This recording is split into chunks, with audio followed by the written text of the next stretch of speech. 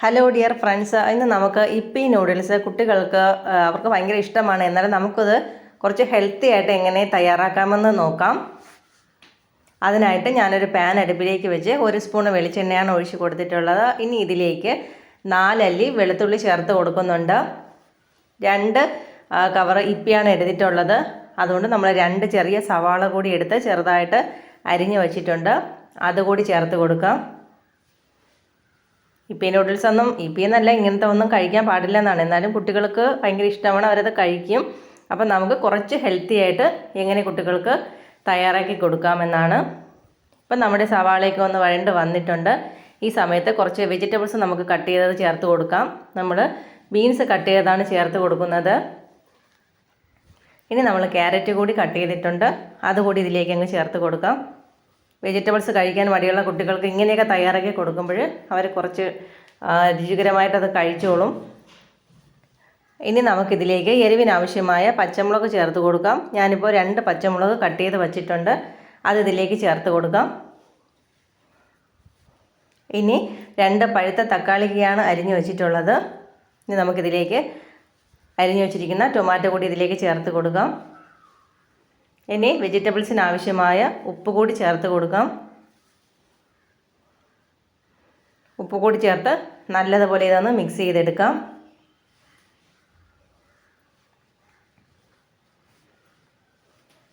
ഒരുപാട് വെന്ത് കുഴഞ്ഞു പോകേണ്ട ആവശ്യമൊന്നുമില്ല. ഇനി നമുക്കിതിലേക്ക് നമ്മുടേതായ പൊടികൾ കൂടെ ചേർത്ത് കൊടുക്കാം. 1/4 ടീസ്പൂൺ മഞ്ഞൾപ്പൊടിയാണ് ചേർത്ത് കൊടുത്തിട്ടുള്ളത്. ഇനി ഒരു 1/2 ടീസ്പൂൺ സാധാരണ മുളക് പൊടിയാണ് ചേർത്ത് കൊടുക്കുന്നത്. എരിവ് കൂട്ടുകയോ കുറയ്ക്കുകയോ ഒക്കെ ചെയ്യാൻ. നമ്മൾ ഇപ്പിയിലുള്ള മസാലയും കൂടി ഇതിലേക്ക് ആഡ് ചെയ്യുന്നുണ്ട്. ഇനി നമ്മൾ ചേർത്ത മസാല, മഞ്ഞൾപ്പൊടിയും മുളക് പൊടിയും കൂടി ഉപ്പും ഇതെല്ലാം കൂടി ഒന്ന് മിക്സായി വരട്ടെ. നമുക്കിതൊന്ന് മിക്സ് ചെയ്ത് കൊടുക്കാം. ഇനി നമുക്ക് ഇപ്പി വേകാൻ ആവശ്യമായ വെള്ളമാണ് ചേർത്ത് കൊടുക്കുന്നത്. 2 കവർ ഇപ്പിക്ക് നമ്മൾ 2 ഗ്ലാസ് വെള്ളമാണ് ചേർത്ത് കൊടുക്കുന്നത്. വലിയ ഗ്ലാസ്സിനാണ്. ഈ ഒരു ഗ്ലാസ്സിന് 2 ഗ്ലാസ് വെള്ളം നമ്മൾ ആഡ് ചെയ്ത് കൊടുക്കുന്നുണ്ട്. 1 ഗ്ലാസ് ആഡ് ചെയ്ത് ഇനി നമുക്ക് 1 ഗ്ലാസ് കൂടി ആഡ് ചെയ്ത് കൊടുക്കാം.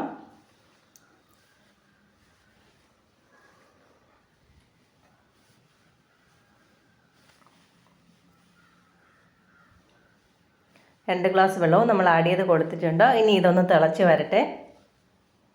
ഇനി നമുക്ക് ഇപ്പിയിൽ മസാല കിട്ടുമല്ലോ, നമുക്ക് ആ മസാല കൂടി ചേർത്താൽ മാത്രമേ ഇതിൻ്റെ ഒരു ടേസ്റ്റ് വരത്തുള്ളൂ, കുട്ടികൾക്ക് ഇഷ്ടപ്പെടത്തുള്ളൂ.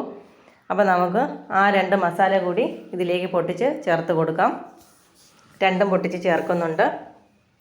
നമ്മുടെ വെള്ളവും തിളച്ചിട്ടുണ്ട്. ഇനി നമുക്കിതിലേക്ക് ഇപ്പി ചേർത്ത് കൊടുക്കാം.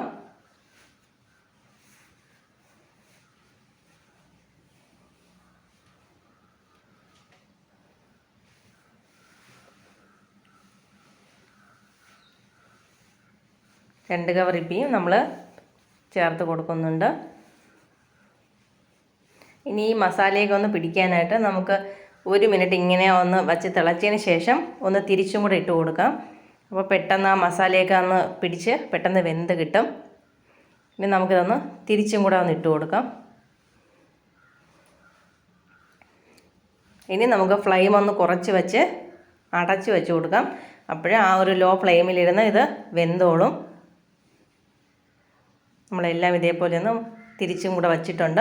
ഇനി ഫ്ലെയിം കുറച്ച് അടച്ച് വെച്ചതിന് ശേഷം അതവിടെ ഇരുന്ന് വേകട്ടെ. ഈ സമയത്ത് നമുക്ക് 2 മുട്ടയാണ് വേണ്ടത്.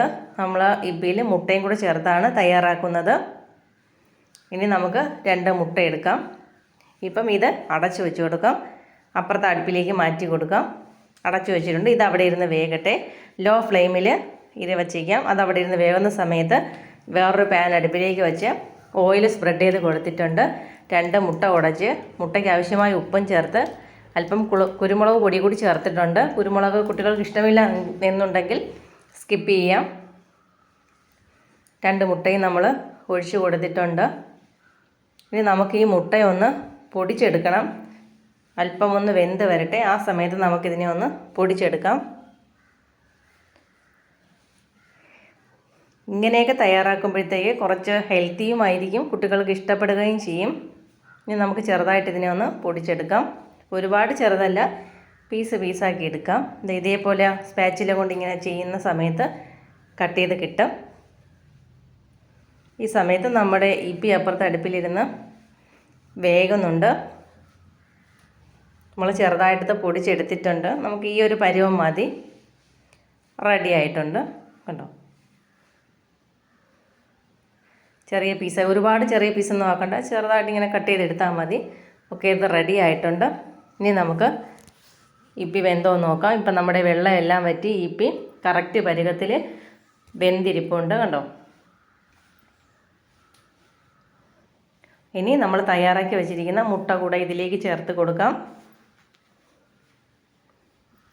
ഒന്നുകൂടി ഒന്ന് മിക്സ് ചെയ്തെടുക്കാം.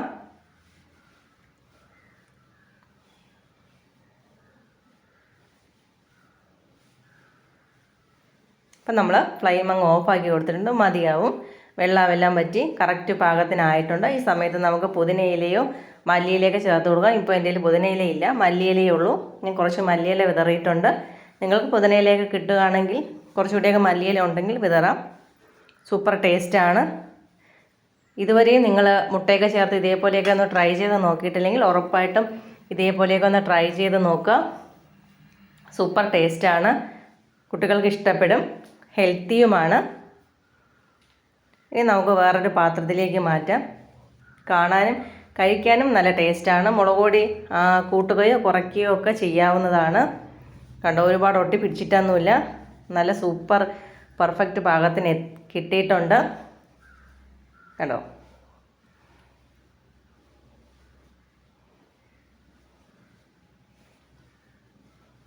അപ്പം നിങ്ങൾ ഇപ്പോൾ വാങ്ങുന്ന സമയത്ത് ഇതേപോലെയൊക്കെ ഒന്ന് ട്രൈ ചെയ്ത് നോക്കുക. ഫീഡ്ബാക്കൊക്കെ നിങ്ങൾ കമൻറ്റ് ബോക്സിൽ അറിയിക്കുക. അപ്പോൾ അടുത്തൊരു വീഡിയോ കാണുന്നവരേക്ക് ബൈ.